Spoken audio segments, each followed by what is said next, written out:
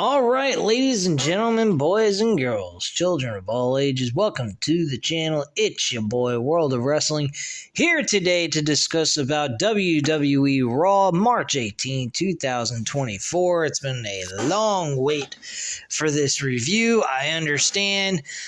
It's just a long-ass fucking episode to watch, and I just can't fucking stand watching these 3-hour episodes. And why didn't I watch why didn't I review SmackDown, you might ask? Well, because I watched the fucking show, and outside of the Rock concert, the rest of the fucking show sucked, and there was nothing to fucking talk about. There's your reason, there's your explanation. I'm not getting paid for this shit. This is just a hobby, and I'm not going to spend 30 minutes of my life doing a review on a completely boring and wasteful show like SmackDown was this past Friday last week. Raw was actually a fairly decent show. It wasn't terrible, but it wasn't that great either. But it was far better than fucking SmackDown. That's all I can say about that. And it was actually 3 hours, believe it or not, and it was a better show than SmackDown was last Friday. But anyway, guys, let's get into the review. We kickstarted the show with Jey Uso. Jey welcomes everyone to the show. He says he knows the Bloodline are in the building and how they roll. He asks where Jimmy's at, and we see Jimmy and Solo walking through the crowd. They jump the barricade and get in the ring. From there, a loud yeet chant fills the arena, and Jimmy and Jey are face to face in the middle of the ring. A loud Uso chant from the crowd at this point, and Jey tells Jimmy this feels a little different. Regardless of the bad blood, he misses him. Jey tells him that he doesn't talk to him, ride with him, or see him anymore, and he tells Jimmy to come back to him. Jimmy tells him he never left him. He protected him. He tells Jey it was Jey's idea to leave the Bloodline, and he helped him because he is his brother. He leaves, and Jey goes on to become the biggest star on the Raw roster, the top merchandise seller, and becomes tag team champions without him, and he thanks Cody Rhodes. Jimmy tells Jey that he forgot him, and everything Jey accomplished is because of Jimmy himself. I have to agree with that comment. Despite the fact that he screwed his brother over. Now, his brother Jey did help himself get over, but he was the starting point. He was the one that made him want to break out and go on his own. Cody brought him back because he saw value in Jey Uso and wanted him on the Raw roster, and they were able to get a deal done with Jey Uso so they wouldn't have to be on SmackDown or around the Bloodline and be able to start his own career on his own. Without the screw job by Jimmy, Jey may have never gotten that unless he won the WWE Undisputed Championship, which wouldn't have been possible because that would have been by far the most awkward thing. But the way the things were going down at SummerSlam last year, I honestly wouldn't have mind. I mean, Jey did get the victory over Roman Reigns in the tag team match at Money in the Bank the month before, so, I mean, you know, I wouldn't have been opposed to the idea, but then again, there was a story that needed to be finished, and that was Cody. Oh, there you go. Anyway, moving on, he tells Jey that the biggest moment of his career is because of him. Jey tells him the biggest moment of his career is going to be his dream match at WrestleMania 40, him against Jimmy, when he knocks the yeet off his ass. Jey hits Jimmy with the right hand, and Solo gets on the apron, and Jey knocks him down, and Jimmy hits Jey with a super kick, and in comes Solo, who holds Jey, and Jimmy grabs Jey and outruns Cody. Jimmy leaves the ring, and Cody knocks him down. He gets in the ring, and Solo goes for a right hand. Cody ducks and hits him with a Cody cutter. Solo and Jimmy are on the outside of the ring. Then Cody checks on Jey with Jey's music playing. And that's pretty much what happened there. Michael Cole talks about Becky Lynch against Nia Jax in the main event for tonight's show of the Last Woman Standing match. That match was fairly decent. I actually didn't have any issues with that match. It was a decent main event.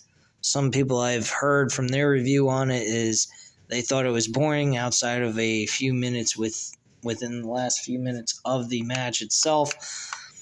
I mean, to each his own. I think it's anyone's decision on what it would be, and that's it.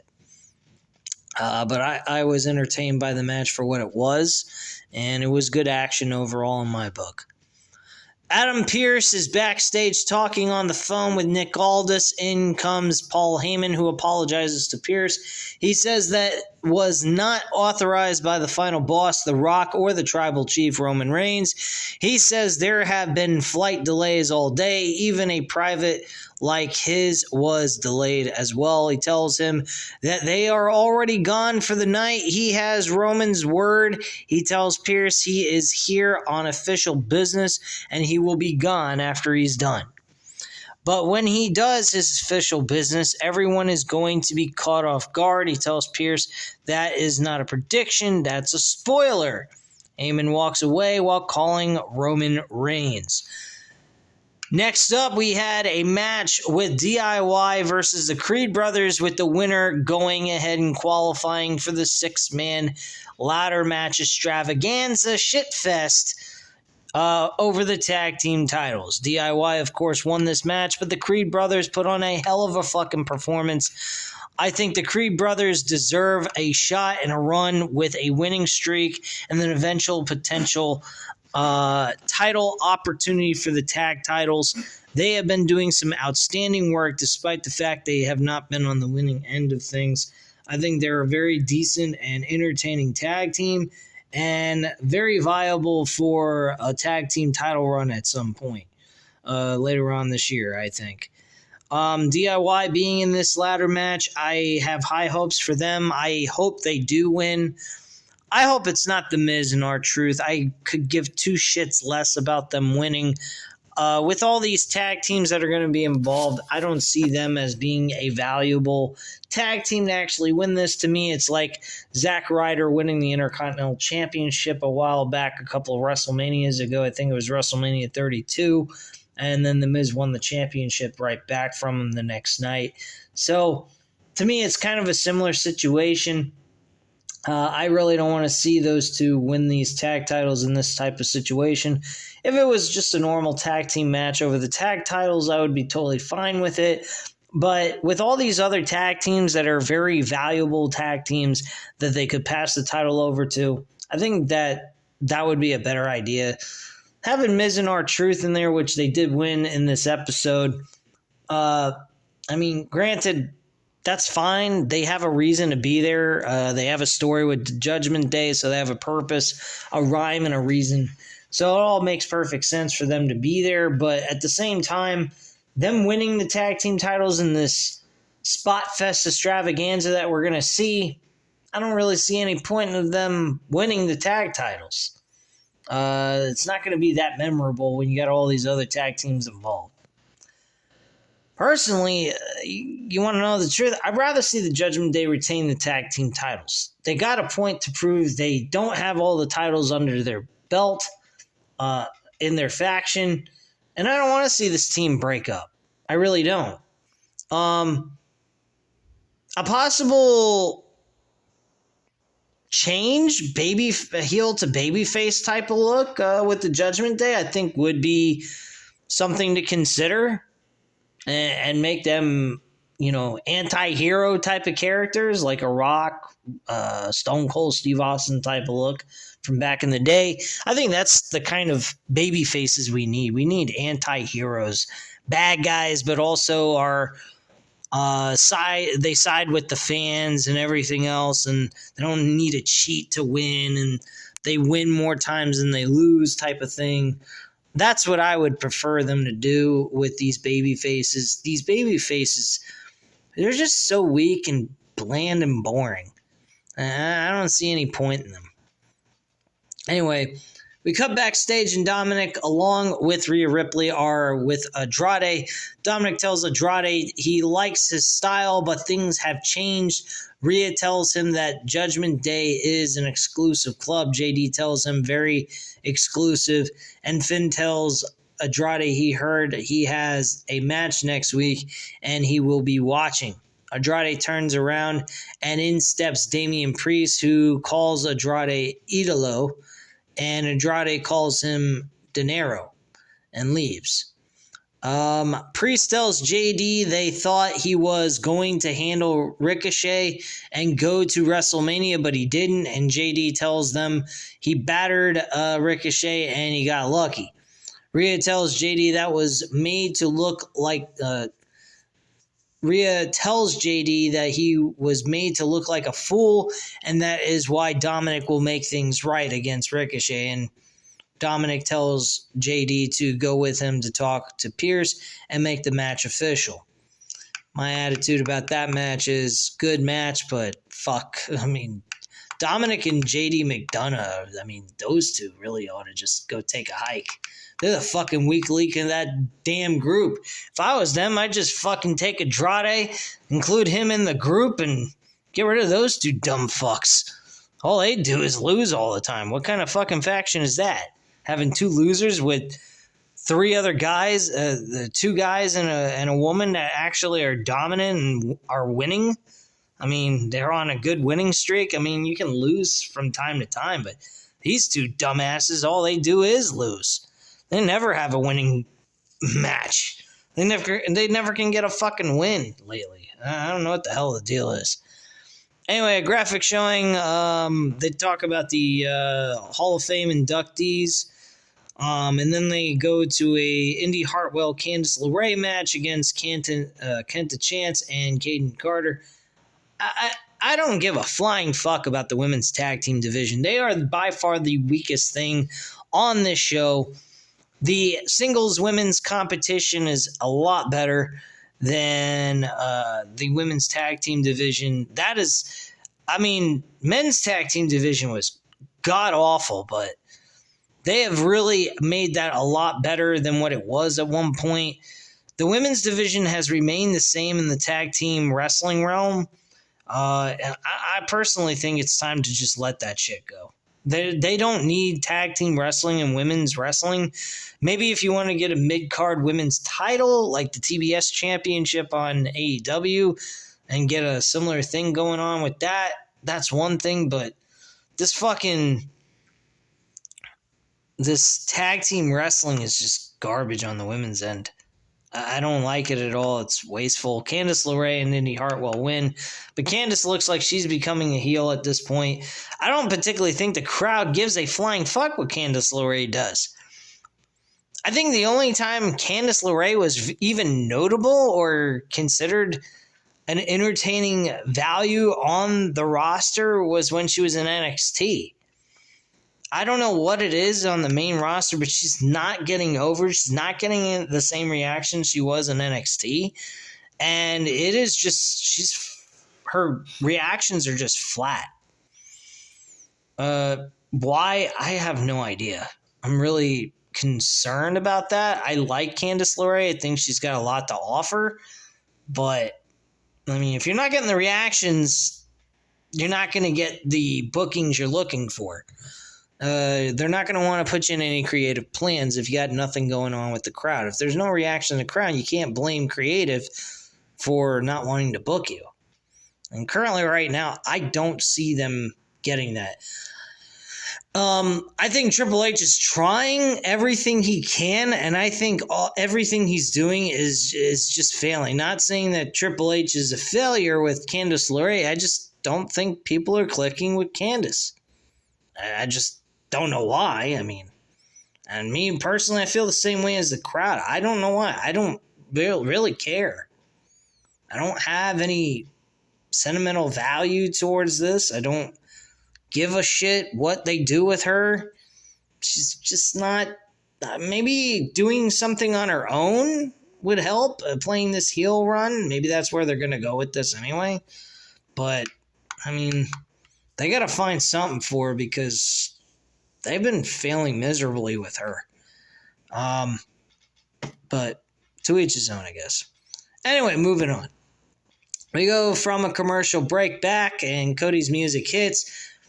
He cuts a promo. He says at WrestleMania, he will challenge the WWE Undisputed Champion against the greatest champion in all of sports, the Tribal Chief, Roman Reigns. Cody says on Friday, he and Roman will have a conversation, but there are complications, factors, elements, combustible elements, namely The Rock. Yeah. I gotta say something. I mentioned this last night with my AEW review. This storyline between Cody and Roman Reigns has become less and less about them and more about The Rock and Cody. I mean, at this point, Roman should just hand the fucking belt over to The Rock and let The Rock face Cody at WrestleMania Night 2. Because Roman's just a backstage supporting player at this point. He's in the shadows of fucking The Rock. He ain't nothing. The Rock should be in Roman's shadow. Roman has been there week after week after week. Well, not week after week after week, but he's there year-round, doing what he needs to do as a world champion. May not be defending it month to month like Seth Rollins is, but he's there nonetheless. He ain't doing like what The Rock's doing, finding other ventures and other things to do with his career. He's literally there, doing something, making the title relevant in some cases. Now, granted, they've lost some steam with that, with creative, and I think that has to do with the long-term run that they're trying to get out of this championship reign, and I think it's just lost its steam, and it's time to move on. And I think they're going to do that at WrestleMania. I think that all the clues are in place that Cody is winning that championship.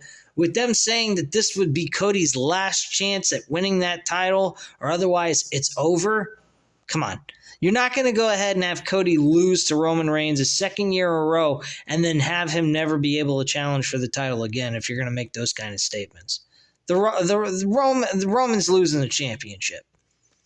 I don't think The Rock's, going to screw Roman over. I think they're going to juice it for whatever they can get out of this until finally Roman just loses his cool. If The Rock loses his cool and then they butt heads and they become enemies, and that's where the story begins for those two to face each other to find out who's the number one guy of the Samoan family. Now, I think that's where it's going to lead to later on this year. That's what I think is going to happen. Anyway, Cody says The Rock took to Instagram and followed it with a rock concert last week. He says something he took from his Instagram post. The Rock referred to himself as our favorite heel. That means he is the bad guy. Yes, Cody, we do understand what a heel is if you're a big wrestling fan. You understand the terminology. He has known some heels. Bobby the Brain Heenan, Arn Anderson, the Nature Boy, Ric Flair was a heel. He says he doesn't think The Rock is a heel. He thinks he's an asshole. Interesting. Reports were going around last week that people were upset that The Rock's been able to cuss and be more creative with his story, with his promos, and being more aggressive with his dialogue, while the rest of the roster are very light and don't seem as aggressive towards their opponents in their promos. So I guess that kind of isn't coincidental, as you may see from the dialogue that was stated in this promo here. And he doesn't want The Rock or the $7 team to get angry. The Rock told him not to cry, but The Rock has been crying behind the scenes this whole time. Once they started chanting something else, The Rock went and cried to his friends at the TKO board and telling them WWE needed saving. A great PR for The Rock until it wasn't. WWE doesn't need saving for WrestleMania. They have their story. They can close it out. And the only thing that this brings is a little bit of, intrigue by including The Rock. It brings a little bit of a spark, electricity, the normal stuff that The Rock says. I do like it. Don't get me wrong. But the focal point being so much on Rock and Cody, I don't like. If anything deals with The Rock, it should include all four guys, not just Cody Rhodes. And they've kind of went off the rails with that, and I don't particularly like that. I think Roman and Cody need to be the focal point since they are closing out WrestleMania on night 2, which, folks, let's be real, that's the main event. I've been saying this for the last 3 years or so about main events. The main event is not night 1. There is no main event night 1. Night 1 has a close to it, but it's not the end of the show. It's just a continuation. That's all it is. People call it night 1's main event because it's the last match on the show for that night. But at the end of the day, it is not the main event, the true main event. It's more of the co-main event, as MMA would call it, when it's the second to last match before the actual final match takes place. So that's just my viewpoint on that. But anyway, to each his own.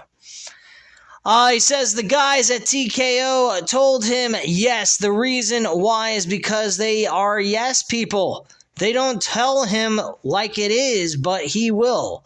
He says The Rock is a lot of wonderful things. The probable, the great one. He's the only person he will get in the ring with and say he's a Mount Rushmore wrestler. But he's a whiny bitch.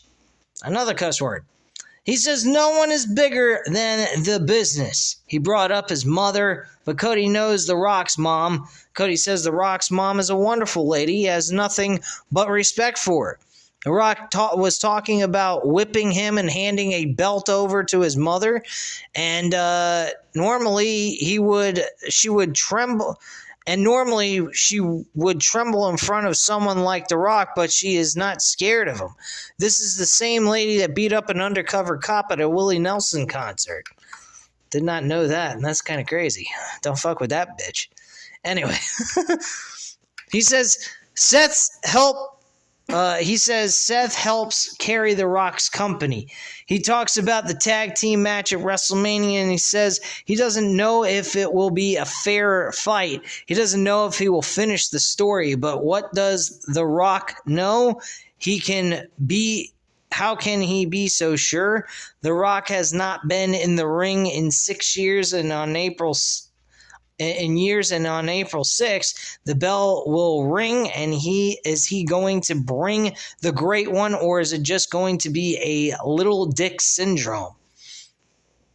Another snotty comment by Cody Rhodes. The Rock called himself the final boss, but at WrestleMania he doesneydoesn't think he will be the final boss. He just is going to be Roman's side chick. So we hear Paul Heyman saying, "Ladies and gentlemen," and out he comes, and he tells Cody that Cody must hate it when someone comes out and demands an apology. He says he came out a few weeks ago with friends from the NYPD, and he apologizes for that. That was stupid on his behalf because the plan didn't work and it just was dumb.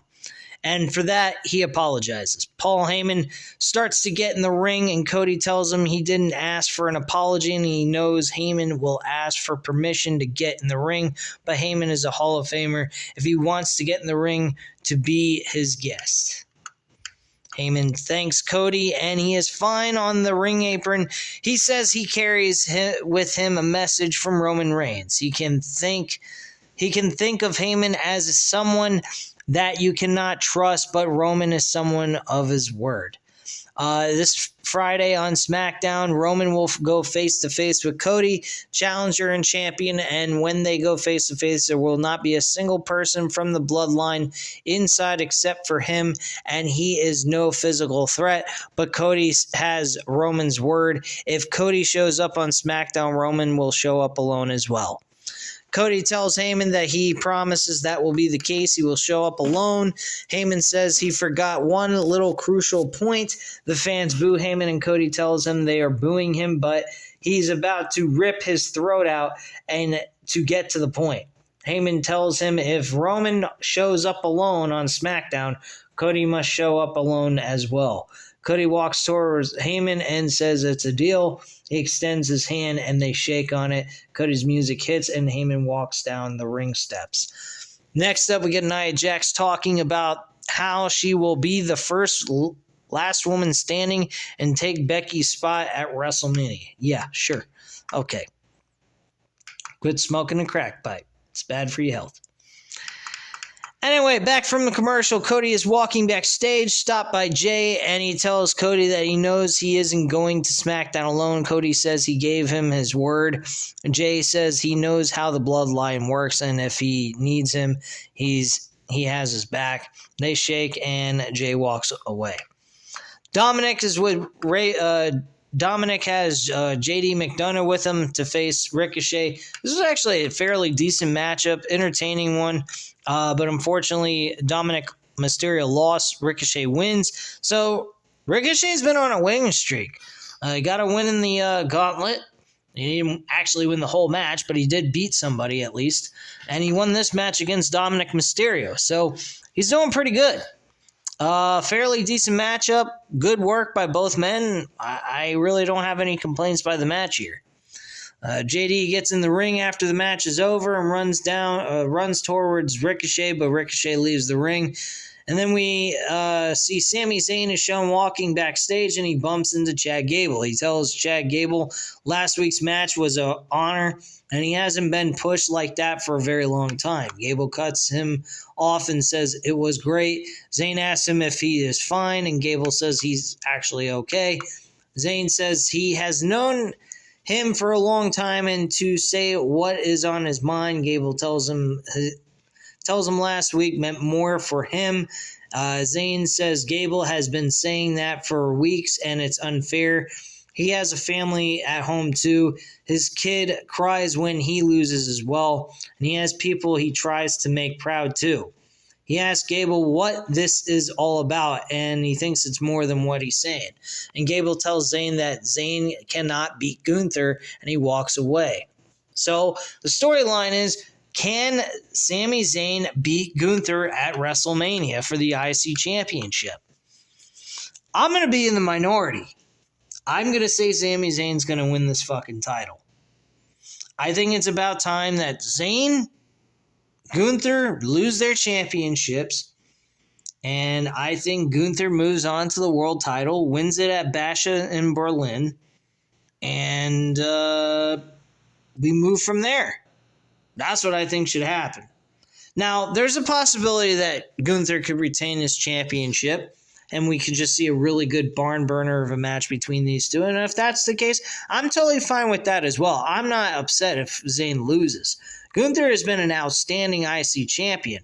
I just think Zayn needs something here to beat a guy like Gunther who's been built up so well. For Zayn to be the guy to fucking beat him makes him a star. I mean, he's already a star, but him beating him for that title, because this is more than just the title. This is about beating a guy who's been a very dominant champion, and nobody's been able to overcome him. And Zayn had that same situation with Roman Reigns, only this time, he really should have this moment at WrestleMania. This match is very similar to the match he had last year at Elimination Chamber for the WWE Championship. And I think this time he deserves this win. This is another notch in his belt to add to his status and give him another WrestleMania moment where he's going to be remembered forever. Now, granted, this is an IC championship. This is not the world title. There's people out there that I watch their videos and they think that Gunther should retain and then Gunther becomes world champion and then these two face each other next year over the world championship. I agree with that, but I think he should beat him for the IC title and then beat him for the world title. And Zayn is like basically the only guy that has the secret of beating Gunther. That's the whole point of what I'm trying to say about Sami Zayn beating Gunther. I think that would be an awesome idea. Nobody can beat him but Zayn. So it's like take a sports team that has this dominating ability, but you got this one underdog team that always seems to find a way to beat the best team in the sport, and they never have an answer for the underdog, and the underdog always wins. That's kind of the concept I'm trying to tell here with Sami Zayn and Gunther. I think that would be a great idea, and it just makes Gunther have that secret way of beating Gunther. Now, how they pull this off, I don't know. But if they pull it off and it comes off good on television, they just got a winner. It's a risk, but I think it's a risk that you should take. Just my viewpoint on that. Anyway, moving on. They get Sami Zayn out with Adam Pearce and Gunther to sign the contract for WrestleMania for the IC title. Zayn shakes Pearce's hand and sits on one of the chairs. Pearce introduces Gunther to the ring. Gunther places the IC championship on the table and remains standing.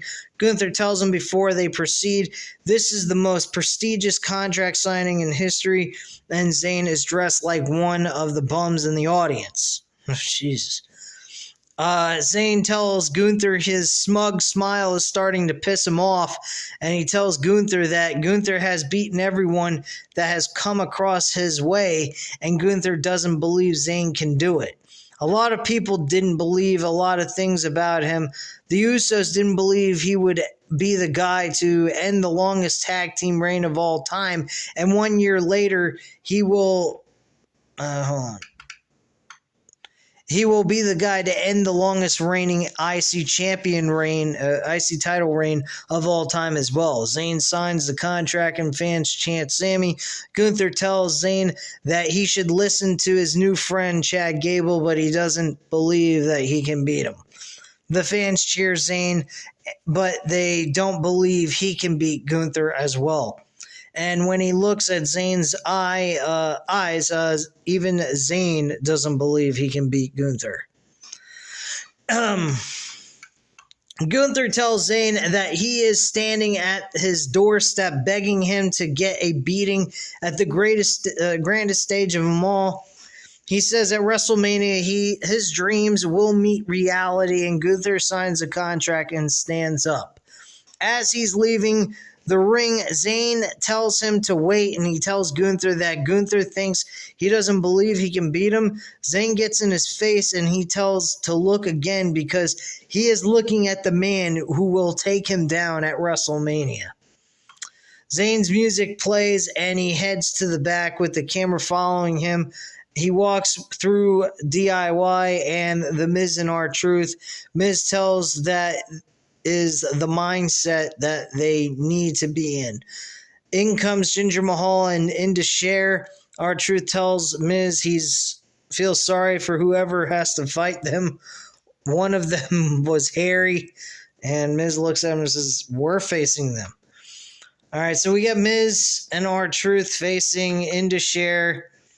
This match was shit. I didn't care for this match at all. This was a wasted out match. It's like they didn't even try. So that was that. I'm not even discussing it. But there's nothing to discuss anyway. Sami Zayn's backstage and he bumps into Gable. He asks Gable why he thinks he can't beat Gunther, and Gable tells him he's not just physical, it's mental. Zayn has that, but Gunther is on a different level. There's no window of opportunity with Gunther. He is a different beast, a different animal. If Zayn doesn't change his mentality, he can't beat him. And Gable walks away, and we cut to Pat and Michael Cole. They talk about CM Punk's recovery and a video package of Punk working out and recovering airs. So he will be there next week. Drew McIntyre's music hit, and now comes Drew. He's halfway towards the ring, and Seth's music hits, and now comes dancing. Drew stops in his tracks, and Seth walks to the ring ahead of him. Seth is in the ring dancing, and Drew slowly gets in the ring. Drew stands in the corner. Seth looks at him, and the fans sing Seth's song. Seth welcomes everyone to Monday Night Rollins. He tells Drew that he is sorry. He didn't even see him. He was too busy soaking up the spotlight. Yep, and this is where you're going to lose your title at WrestleMania Night 2. Drew tells Seth, here we go. And to get it out of his system, Drew tells him after WrestleMania Spotlight is all his. Seth says he doesn't like Drew. He thinks he's stupid, but he came out to admit one thing that Drew said, which is correct. Seth says they always say the first step on the road of recovery is the hardest. He asks them to bear with him. Seth raises his hand and says, my name is Seth freaking Rollins, and I'm a spotlight junkie. The fans chant spotlight junkie, and Drew says everything is just a joke to Seth. He tells Seth he has become a parody of himself, but he doesn't care. He tried to reason with him. He just cares about their match and the world title. A punchline is when he beats him for the title at WrestleMania, the fans chant CM Punk, and Drew tells him Punk will be there next week. He would never show up in Raleigh, and the fans boo, and Drew tells Punk they are booing him. I love Drew McIntyre, man. Ever since he's done this run in 2024, since January, he's been magnificent, man. He has been a really good usage in this program, and he's going to be a guy that's going to take advantage of a really good opportunity, and he's going to win, hands down, without a shadow of a doubt. Rollins cuts Drew off. He says this is not a joke. When he said he was a spotlight junkie, it was not a joke. He has been doing this for 20 years just like him. And when he comes through that curtain, that is his fix, and it gets better every time. When he comes down, he lays it all on the line and gets better every single time. When the fans sing a song, that is his fix. And he wants the spotlight as bright as it can be. He tells Drew he knows he has been busy online, night one at WrestleMania, and he will be take the biggest star in Hollywood and his side bitch, and on night 2, the biggest light possible will be shining down on them and the World Championship. Drew says, "Oh, hail our Savior." He says that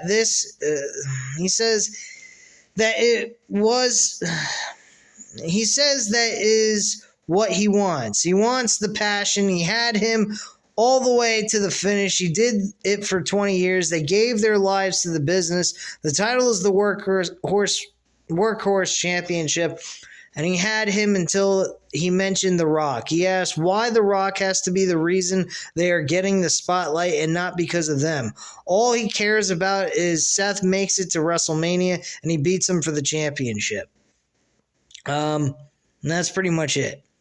It's not something he deserves. It's something he's earned. He feels that this moment is his. Seth tells Drew there it is.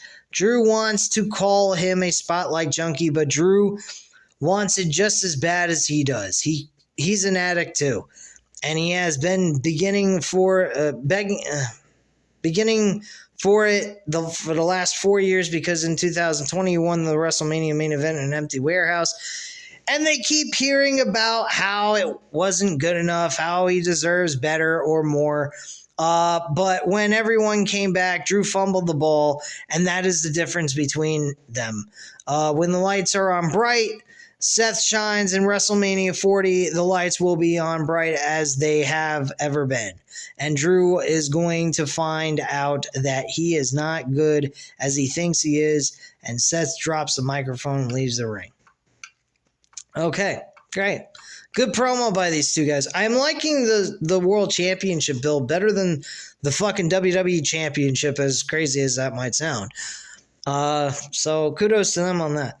New Day versus Otis and Okoa Tozawa for a qualifying match into the WrestleMania's ladder match. Obviously, New Day wins this match. Nothing really special. We get Cody and Seth Rollins are backstage. Seth looks at Cody and he says, one-on-one, and Cody tells him one-on-one, and they walk away. Last thing is the main event for Becky Lynch versus Nia Jax in the last woman standing match. My feelings on this match, once again, it was a very entertaining matchup. These two women kicked each other's asses, and it was a fairly fun show, at least for the main event anyway. Rhea Ripley comes in after the match is over. By the way, Becky Lynch landed a high-flying leg drop from the top of a ladder, and the referee counted to 10, and Becky Lynch managed to get on her feet before the 10 count, and she won the match. Rhea Ripley's music hits, and out she comes, and Becky and Rhea go face-to-face as the Raw show goes off the air. And that's pretty much it. I think this was a fairly solid show. I don't think it was terrible. I don't think it was great either. But that was pretty much the show in a nutshell. If you didn't like the show, I can see why, possibly. I mean, these shows really don't have a whole lot of oomph behind them, to be honest. SmackDown kind of had that, but then they've kind of... Last week's show was by far one of the worst shows in a while. I mean, shit. That show was fucking garbage. This was fairly better than fucking SmackDown was last Friday. But that's just my viewpoint. I don't know what you guys think. If you guys enjoyed the Raw episode, congratulations. If you didn't, I can understand why as well. I'm kind of in between. I think it was a fairly decent show.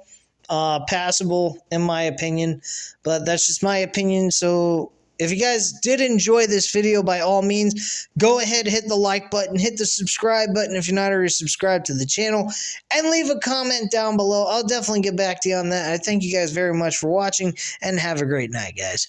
Bye.